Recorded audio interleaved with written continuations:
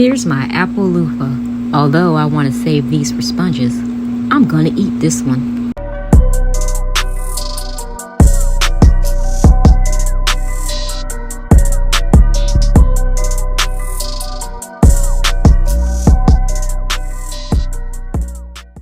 The apple luffa is a Taiwanese luffa, and it is more compact, but it is very prolific. So I'm just gonna go ahead and take my handy dandy garden knife, and we're gonna cut this baby down. We're gonna take it in the house, and I'm thinking Asian. You know, it is Taiwanese, so let's go ahead and cook us up something really delicious. This is my first time growing luffa at all, so I really didn't know what to expect, but this skin is bumpy and rough, but it's kind of thin. And once you start cutting it, the texture of the luffa is actually kind of spongy, but also kind of slimy, but it's not super slimy, like it's sticky or anything, but it has a weird like wet feeling to it. And because of the shape, I'm just going to cut it like you would do a pineapple to get the skin off. And then I am going to put it, I think the best way to stir fry it is to chop it up into sticks.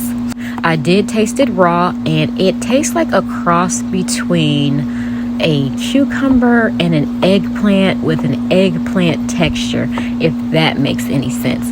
But surprisingly, after I cooked it, it tastes just like a zucchini or a squash. So after I get it all chopped up into the sticks sizes that I want, julienne or whatever y'all want to call it, I went ahead, I tasted it here just to see if it would be good the way I was thinking, and yeah.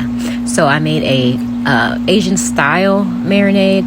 I used soy sauce, fish sauce, sesame oil, a little brown sugar, garlic. I didn't have any fresh ginger, so I used a little ginger powder.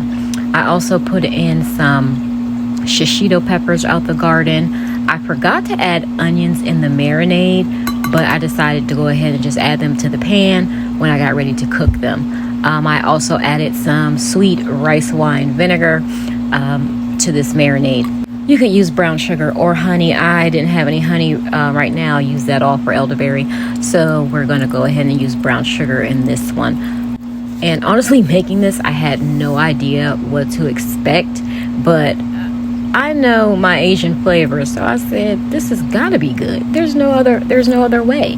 So I went ahead and threw the items in the marinade, threw the apple luffa in the marinade, covered it real well, shook it up to get the marinade over everything, and let it sit for a little while before I decided to cook it. Normally I would stir fry my wok, but I didn't feel like taking it out, so I just went ahead and used a regular skillet. I added some oil and some little bit more sesame oil. Then I added the onions and some more shishito peppers because I didn't feel the marinade had enough. So I let that cook up a little bit, and then I went ahead and added the luffa to it.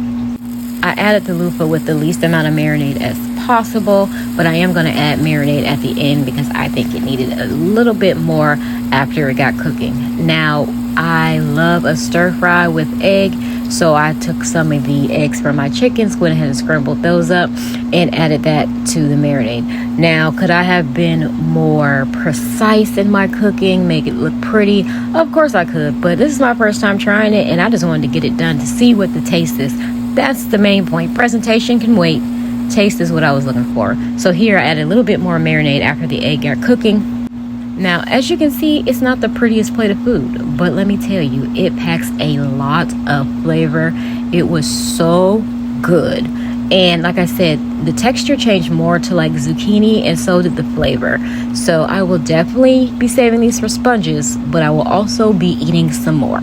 And if you're just growing luffa for sponges, maybe try some and see if they're an alternative for your zucchini that you're planting and the squash vine borers always get to.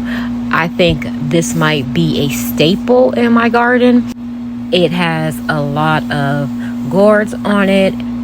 It is still compact compared to the other luffas that I've seen growing, and it tastes delicious. And if I've inspired you to either grow luffa or eat luffa, go ahead and give me a like, share this, and you know what you can also do? Subscribe.